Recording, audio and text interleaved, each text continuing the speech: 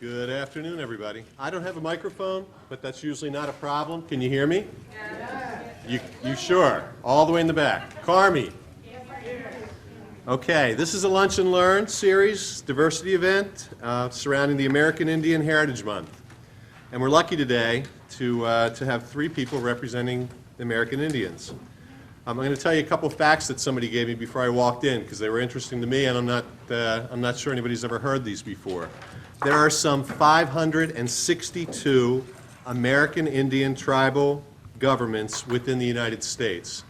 About 40% of those are in Alaska, and the rest are spread out throughout the country. The American Indians enlist in the United States military at a very high rate, and as a percentage of our population, are the most decorated group in our nation's history. Something else that I didn't already know. Today I'm going to introduce you to three people. Jean Norwood. Jean has been the director of the Nanticoke Indian Museum and has spent 30 years helping to put on the Nanticoke powwow. Along with her husband, T. Norwood, who's chief of the Nanticoke Nation, Jean's an important resource for the Nanticoke, sharing her history all over the country. Ragatha Rain, or Raggy as she asked to be called, is a wonderful name for a storyteller. Although people call her Raggy, her name is a story within itself. Ragatha means one without meaning, someone searching for their vision. And Bo Harris is a member of the Chippewa and Dakota Heritage. She's a northern traditional dancer and jingle dress dancer and plays the traditional native flute. So before I take up any more time of your lunch, I'm going to turn it over to people who are more interesting than myself. And thank you very much for coming. Thank you for having us.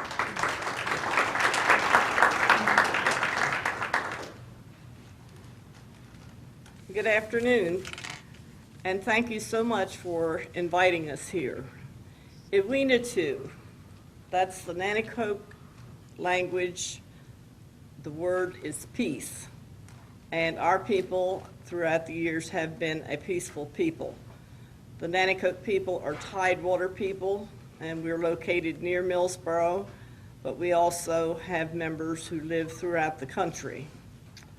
To just kind of make this a little more friendly, we would like to open our program by having Ragatha do a short story.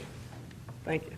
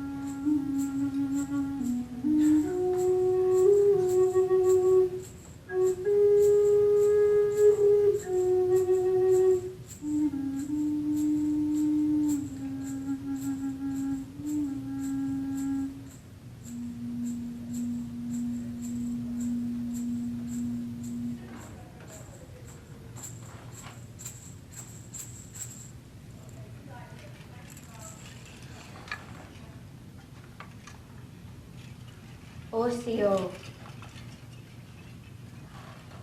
My father taught me a long, long time ago. He taught me that you never strike a child because you break their spirit. I am very spirited on the front.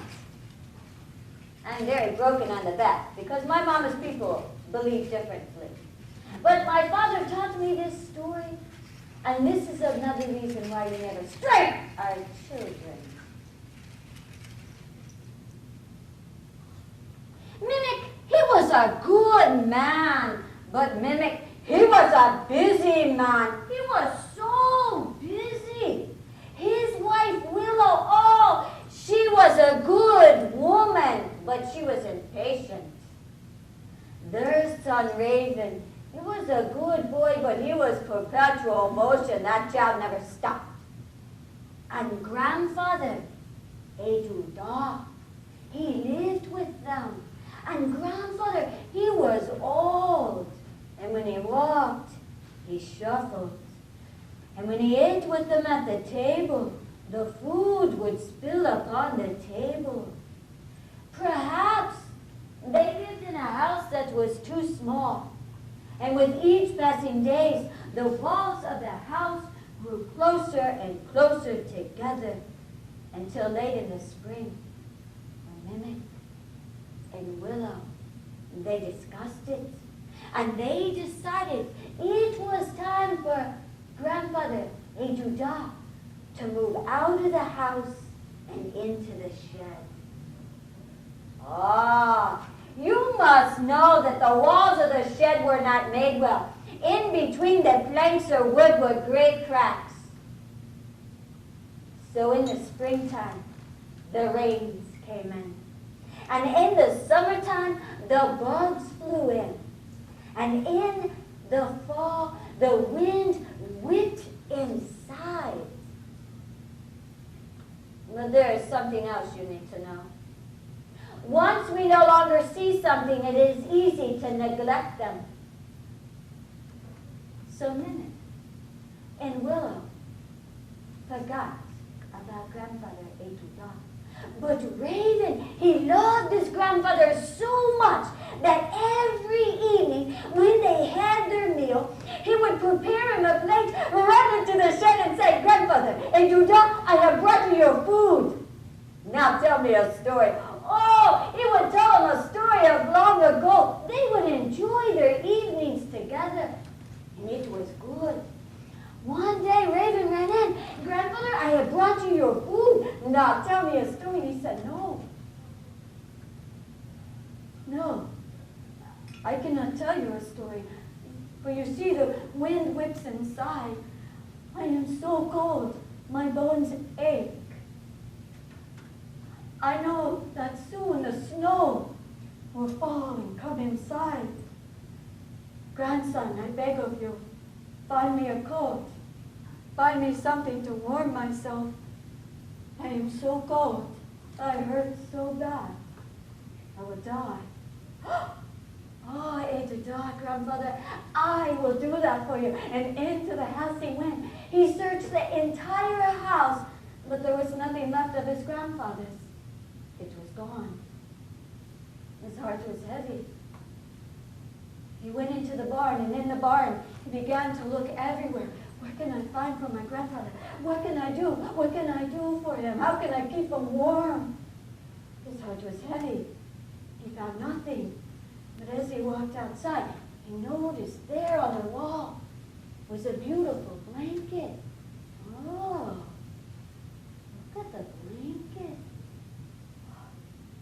That would keep him warm.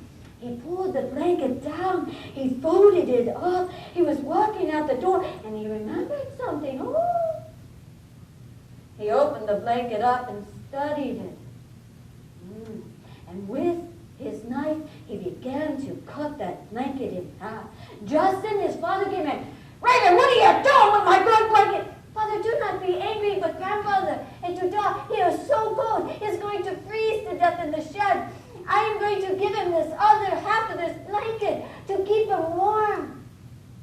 My son, that is a good thing that you are doing for your grandfather. But why do you not give him a whole blanket? Would he not be warmer? Yes, he would be warmer. But I remembered. I must save the other half for you when I move you into the shed. His father had a new understanding of life, and into the shed he went. And he brought out his old father with love and patience. They lived out their life, and life was good. For our people know the way that we raise our children will be the way that they raise us. The way that we treat our old ones will be the way that our children treat us when we are old. So we care for our children in our homes until they pass over. And may you learn from this also like we have. Yeah, Bill.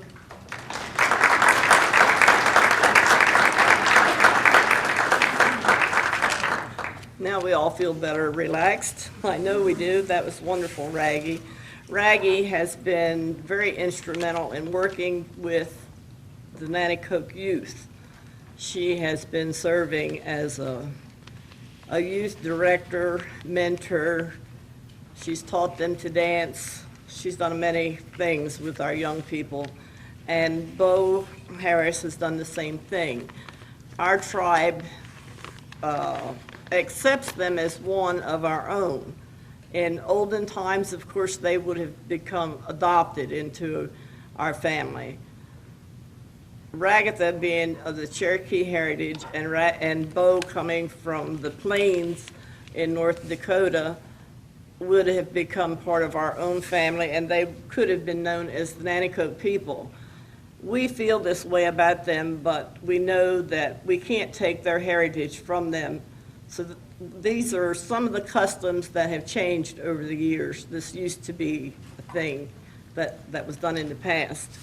The Nanticoke people, who are located now along the Indian River in Millsboro, has been incorporated since 1881.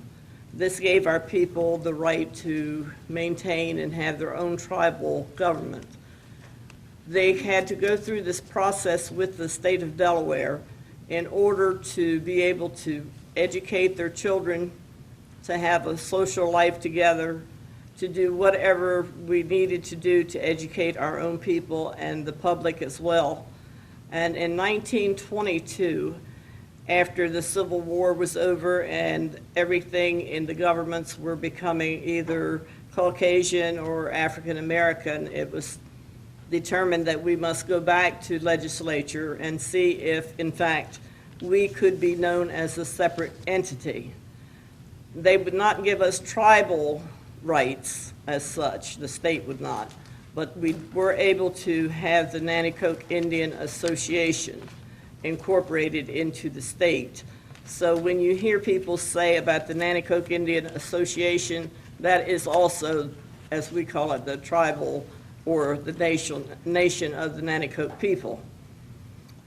We have since that time, we used to have our own elementary schools, and they were maintained by our people. We paid for the teacher, we supplied the land that the building was on, and we did everything ourselves. In the 20s, when the DuPont family started to build schools for non-white children, there was tension, a lot of tension brought to our community because they wanted to close the Indian school and have us go to one of the schools that was for non-whites. This meant that we would be mixed in with the African American children and we would not have access to any of the Caucasians.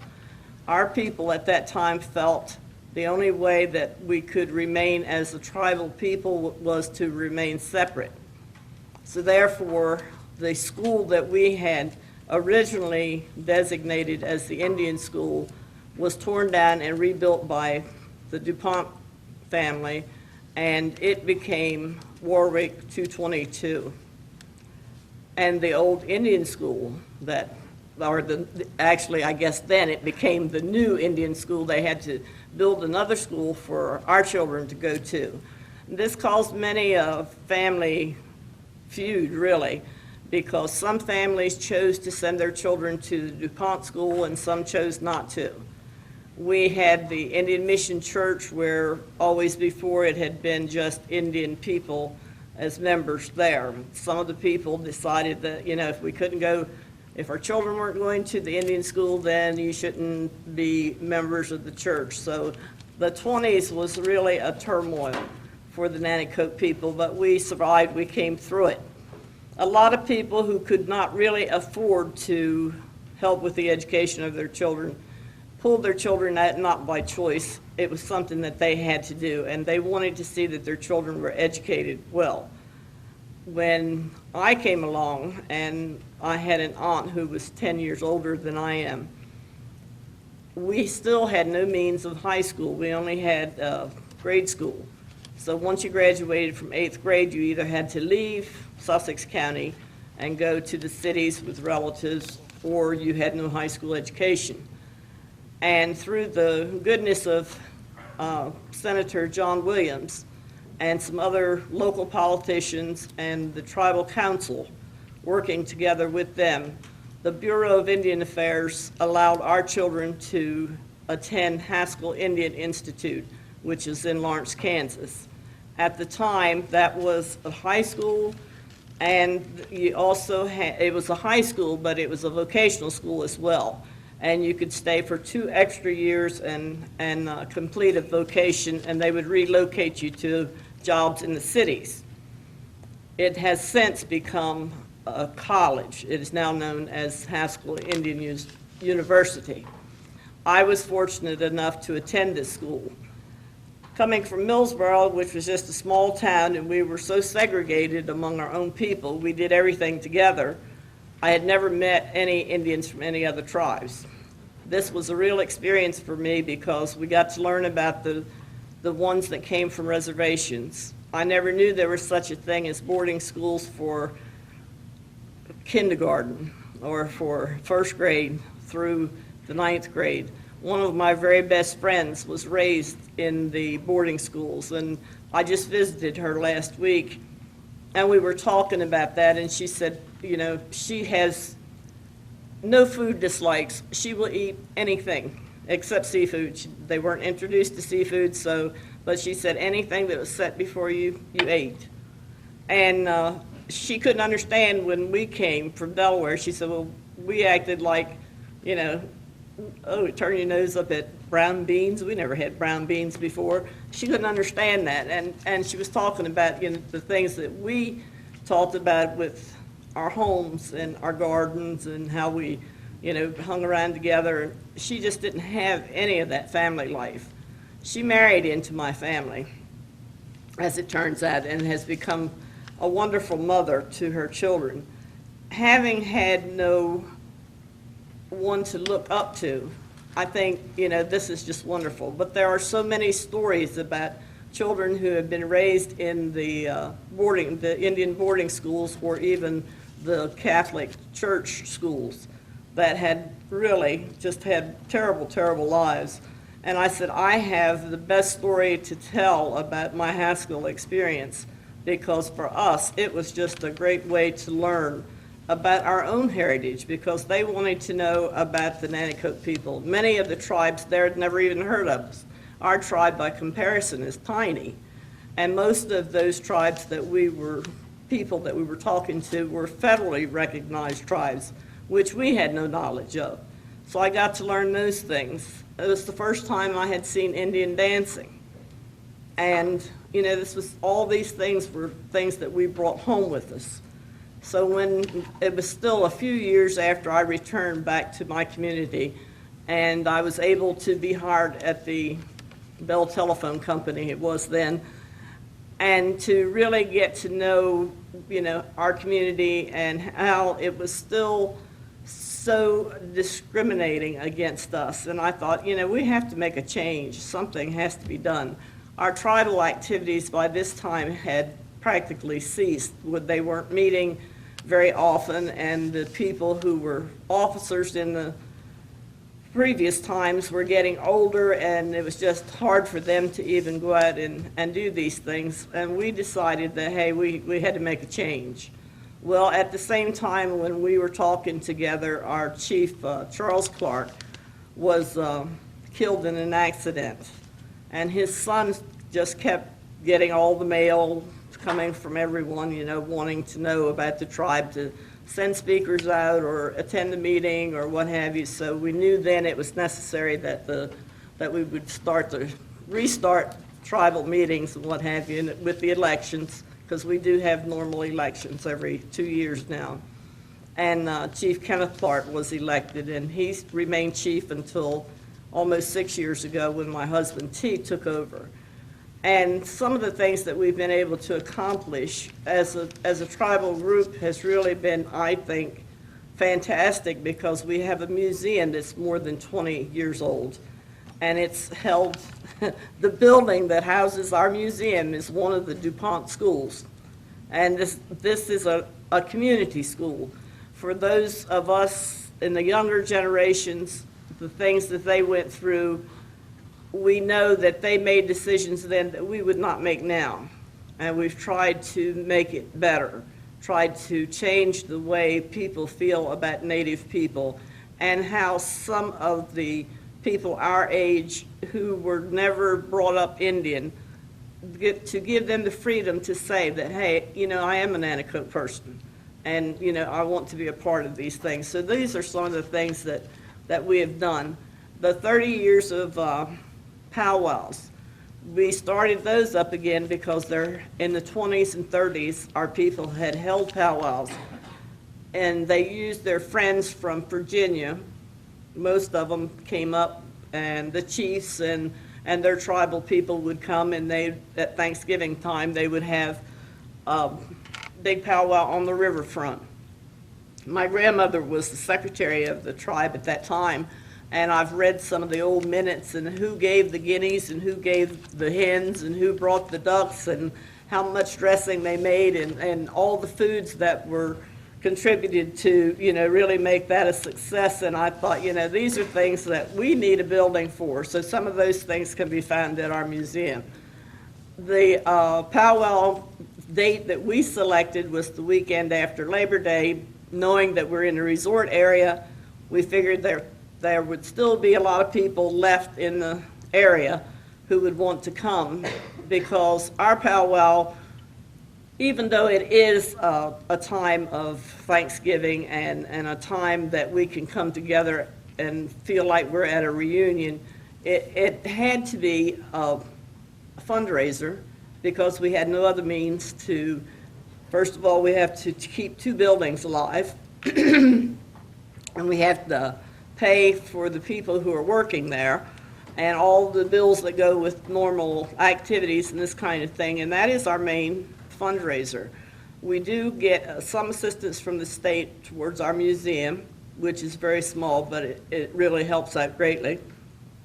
And speaking engagements and those kinds of things are, you know, things that we do on our own.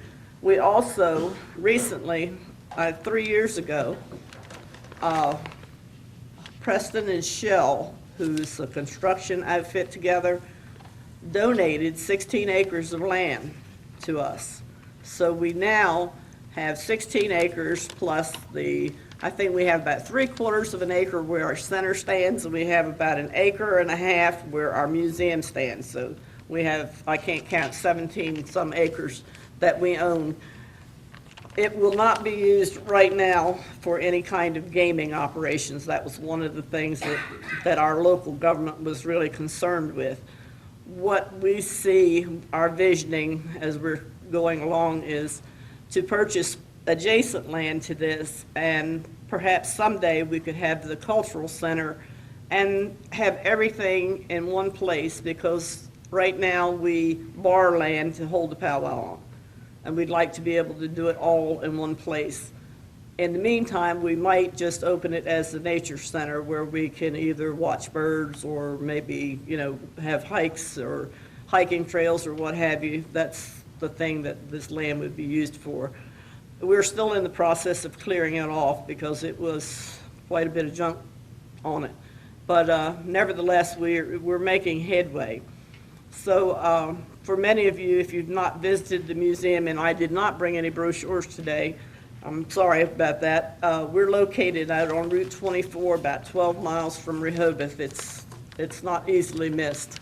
And I invite you to come to that, or to come to the Nanticoke Powwow, which I said is always the weekend after Labor Day.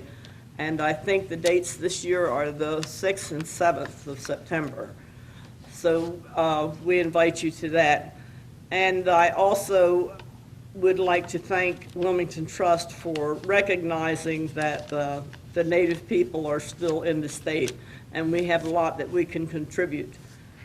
I am not going to say much else because I'm boring you, but Raggy and Bo have really got a program together for me that's just an eye-opener, because the stories, even though they may be funny, have very serious meanings behind them.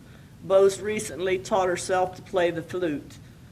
so that she would have more to offer besides just dancing.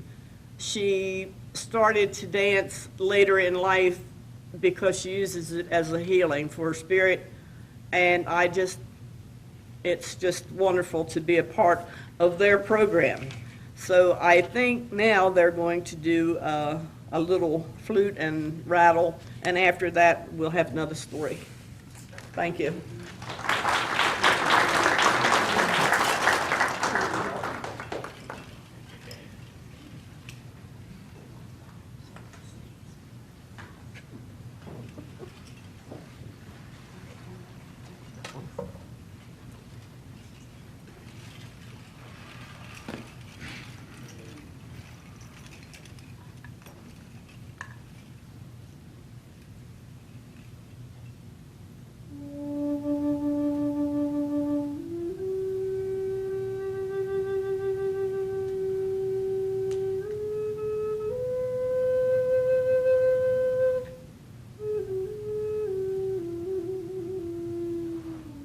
When the people first came across the great waters, our people met them. We taught them where to find fresh water to drink, how to fish, how to live in our land. On Turtle Island, we invited them in. When the people had their first Thanksgiving, our people came. We brought them many, many gifts. And one of the gifts that we brought them was the gift of Selu. Our people tell a story of how the gift of Selu was given to us. It is called the legend of the Earth Mothers. There is no greater love than the love that a mother has for her child. And I will prove this to you with a story from long, long ago that has been told.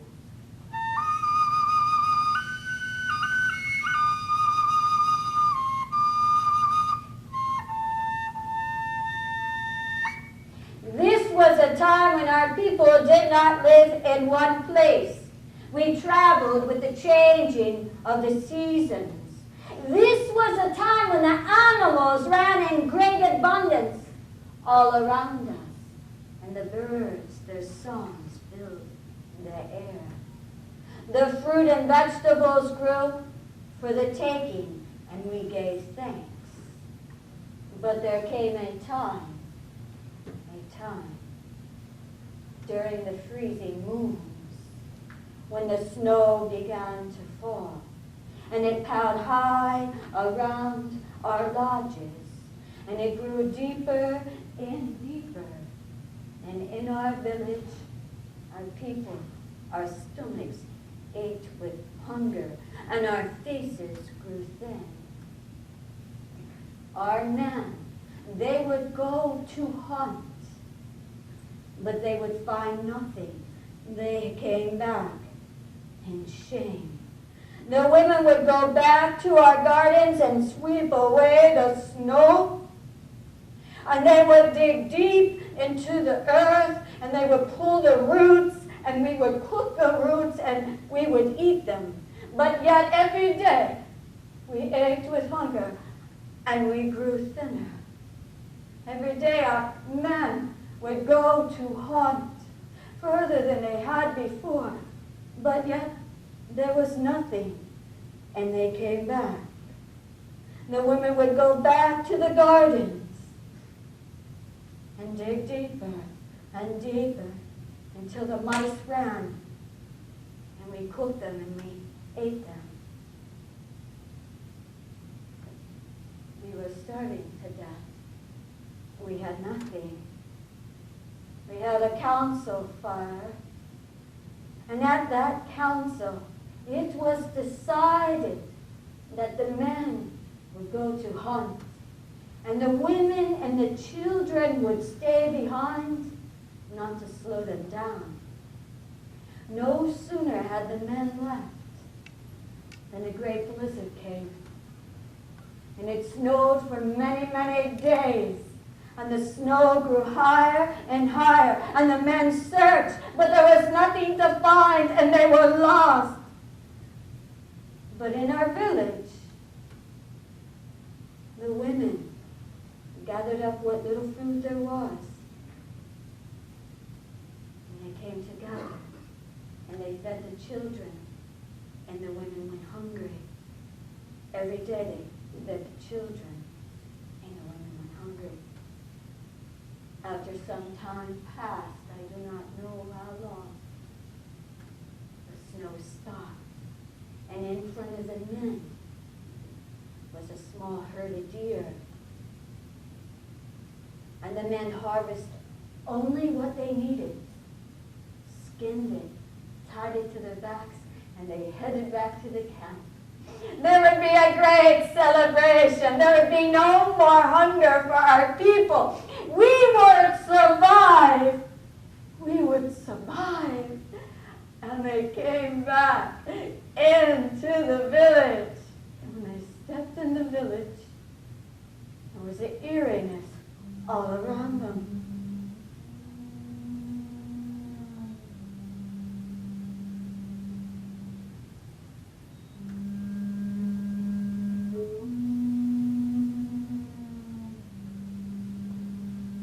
Their hearts were racing. They could feel the fear inside of them as they ran to the lodges and opened the flaps, and inside they saw no one. From lodge to lodge they went. They could not find their wives, their sisters, their mothers, or their children. They searched the entire village. The fear ran rapid through the men as they were hunting for their women, for their children. They came to the council house, and they heard the voices of the children, and they were filled with joy. It is good. They are all here. It is good. And they opened the flaps, and they stepped in.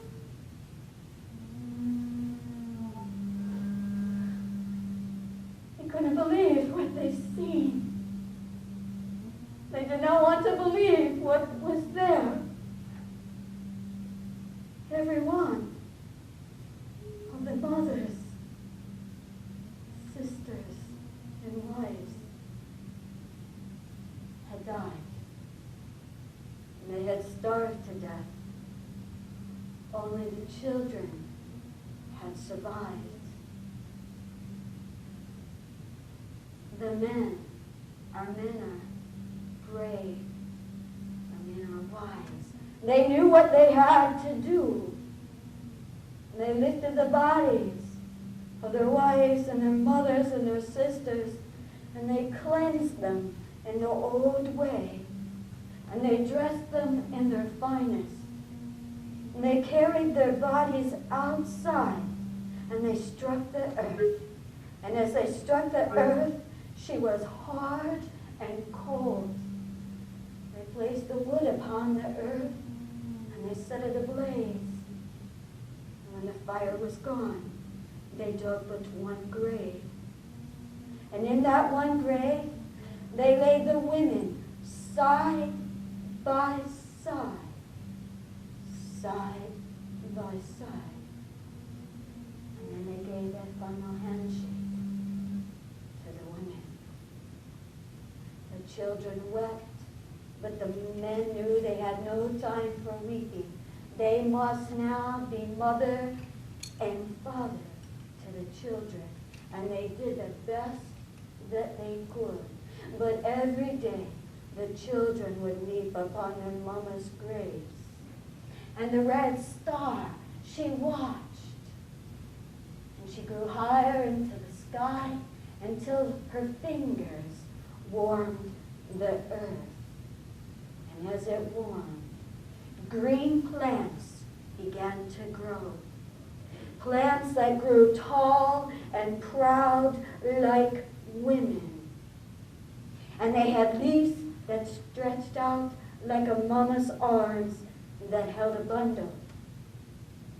And at nighttime, they would blow within Grandfather Wind's voice, and they would dance the dance, and the children could hear their mama's voice.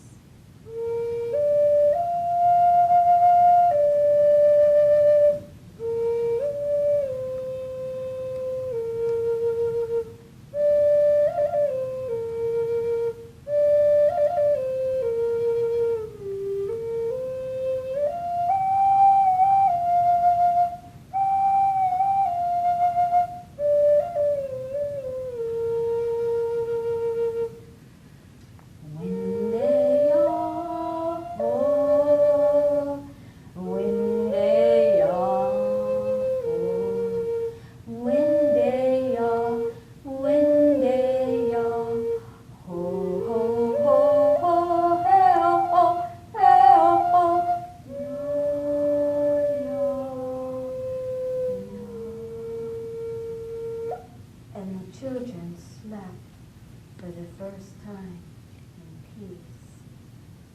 But you see, our men are wise, they are strong, and they watched these new plants. And with each day, the plants grew stronger and taller, and the bundles grew thicker.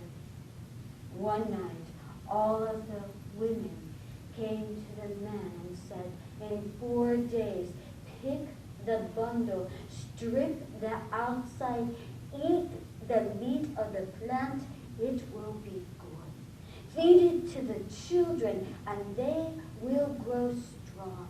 Return it to the earth, and she will grow again.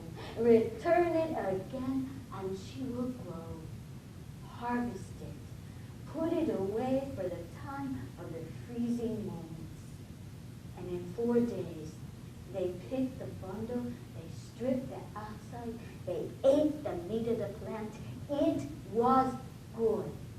They fed it to the children, and the milk of the plant was like the sweet milk of their mother, and they laughed for the first time. And they did what they were told. They returned it to the earth, and she grew in great abundance. They returned it again, and she grew. They harvested, and they put it away for the time of the freezing months, so there would never be starvation in a village again. And from that day to this day, we give honor to the women who would give their lives for their people, for their children, so the world will survive, because women will give it all, including for life. And every year, at the time that our people pick the first green corn, we dance and we celebrate with the green corn dance in honor of the women. And so today, you learn, Seimu is corn, and corn is women. And when you pass the corn, give thanks to your mothers, to your sisters, and your grandmothers who gave their life so that you would survive to this day. And watch her dance in the wind of grandmother. Wado.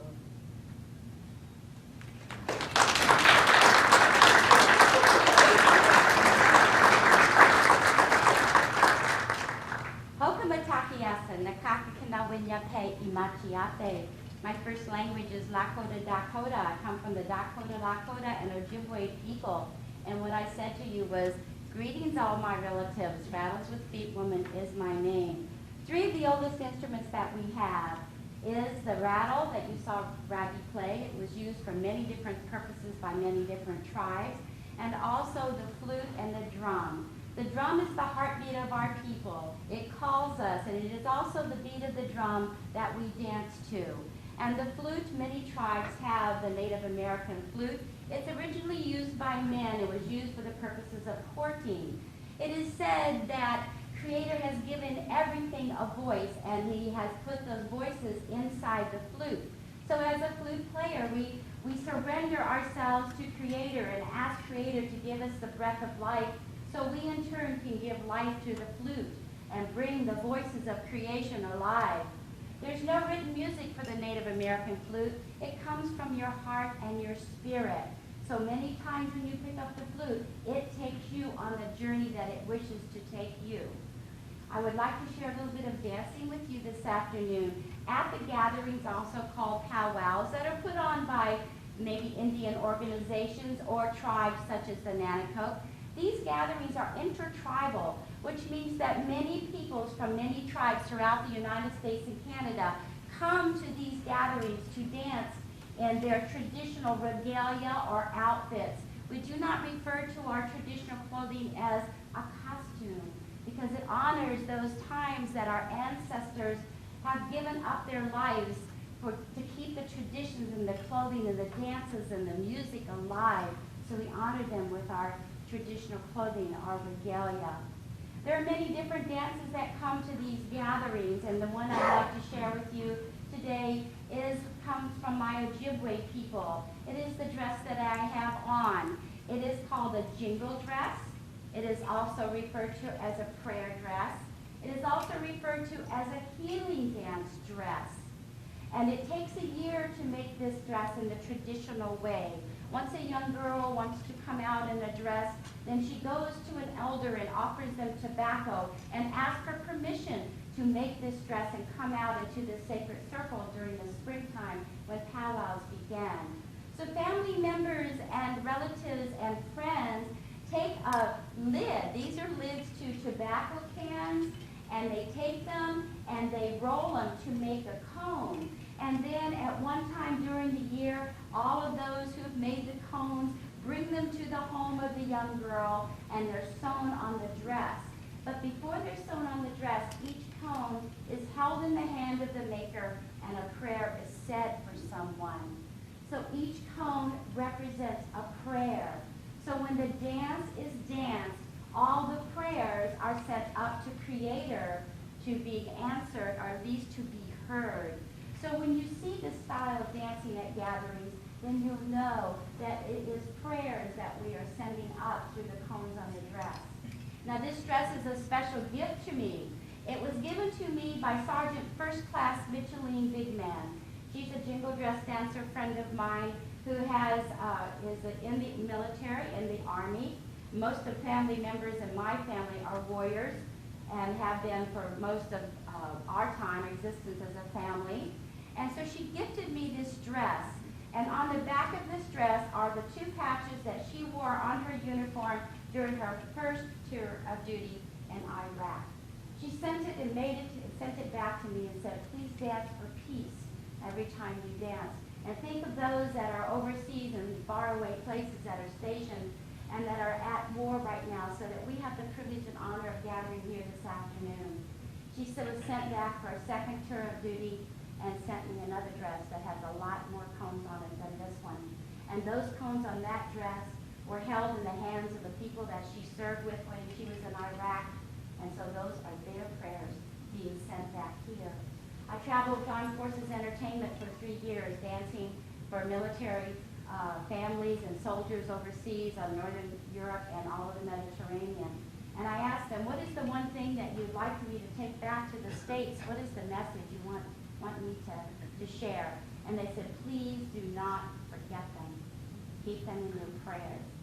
Many of us have friends or relatives that are serving. So I'd like to share this healing dance with you. Perhaps you have somebody that needs to be lifted up at this time. So this would be the time to do that. Or perhaps we want to lift up prayers for our military people that are based throughout the world.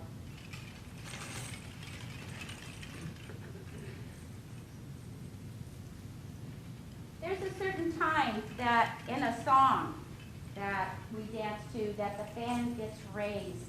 And when the fan gets raised, what it is doing is taking the spirit of the drum and the spirit of the people and sharing it with all who are gathered wherever this dance is done. So I danced this dance in honor of Micheline, who gave me the dress, who's going to go back for her third tour of duty and for all of those that have served, past and present, and those in faraway places.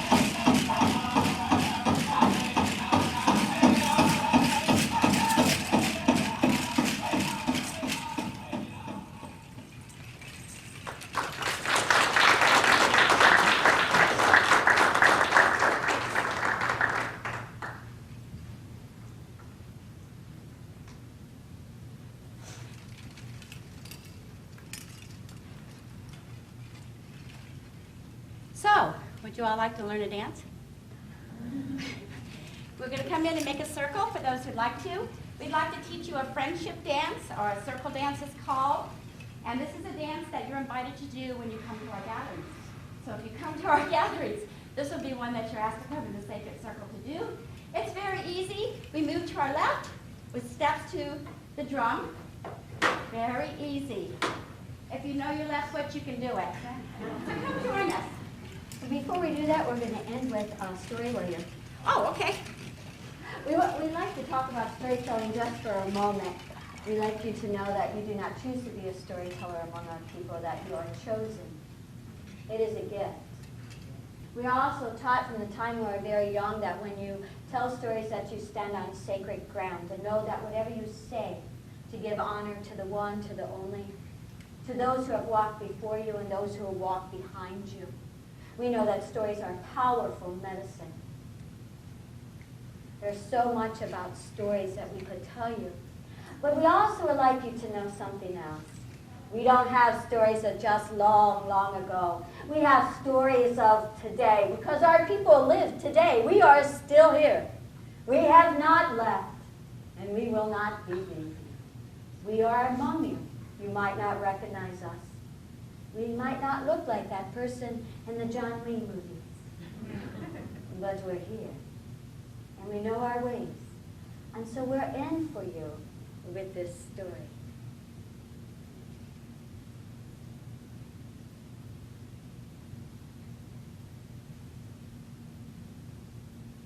That's right. Right outside the reservation, they decided to build one of those franchises.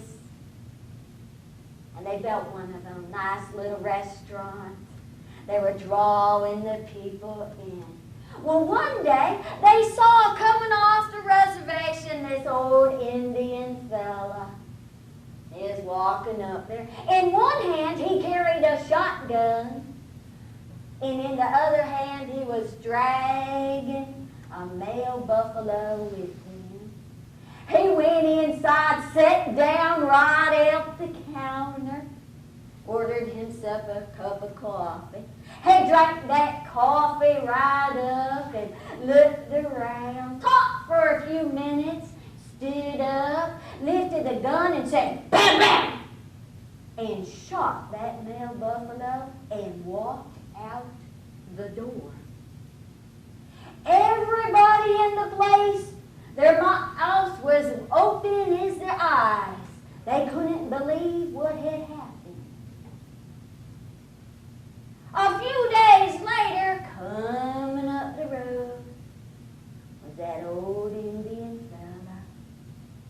One hand he carried a shotgun, in the other hand he was dragging a a male buffalo. He walked into the restaurant, went straight to the counter, had a seat, and ordered a cup of coffee. Just then, the manager ran over and said, "Whoa! No, no, no, no, no, no, no, no, no, no, no, no. You only were here a few days ago, and what a mess you made. Tell me, what are you doing?" Old fellow looked at him. He said, "It's easy. I'm in training for upper management.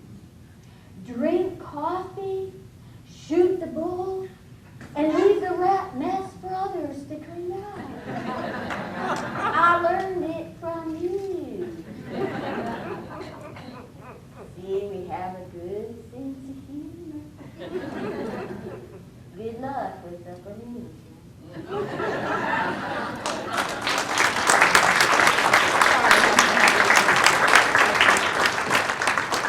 So if you don't have to get back and you'd like to try and do a little bit of a round dance, come on up and join us, and we'll just do it to some music. And if you have to leave, we understand. Come on, I know y'all can dance.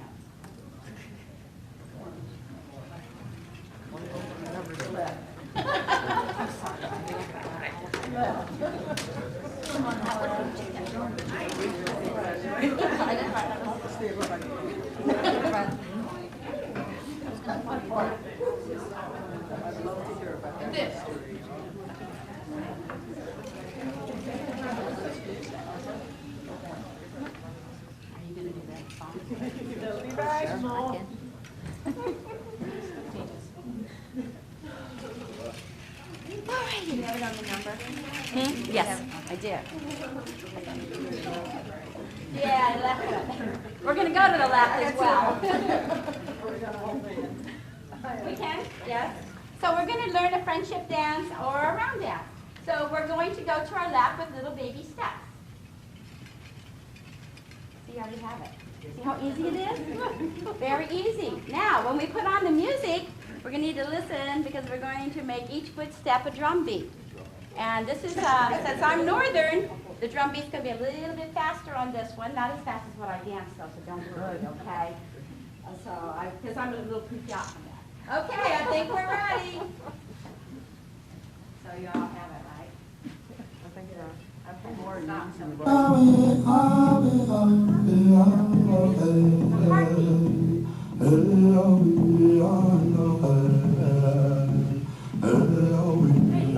You got it. Friendship dance.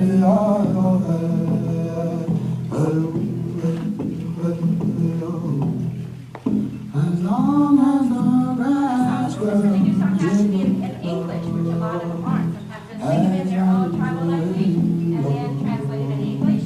Okay, now there's another portion of this dance. Isn't that how you can train periods? Like, I get it for the first. There you go. Okay, we're going to raise our hands and do the same step and go to the center. Now for us women, native women, we have an honoring sound that sounds like this. So that's what the women can do, and the men, you just can shout out from way down in here, Hoka! Okay, so we're ready? Let's go in the center, ladies. Excellent, excellent. Okay, back. So when you come to the Nanacook powwow next year, as we're invited in to do the round dance and friendship dance, you'll already know. Now, there is one step. Sometimes when you go together and there's 11 drums and they each get to play this song, oh, your calf muscles are going, oh, wait a minute. You better change steps. So what we do is we take our left foot and we go up and back. And that little right foot is just going to the side, just a tiny bit. Got it? You got it. Look at all these dancers. Got it. So this is to help relieve the pressure on your legs. And every gathering has a lead dancer. Follow the lead.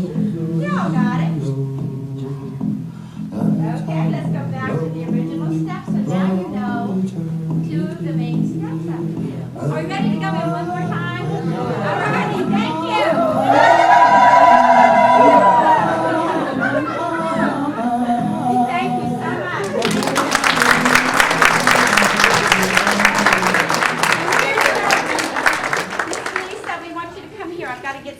want you to stand right here for me, please.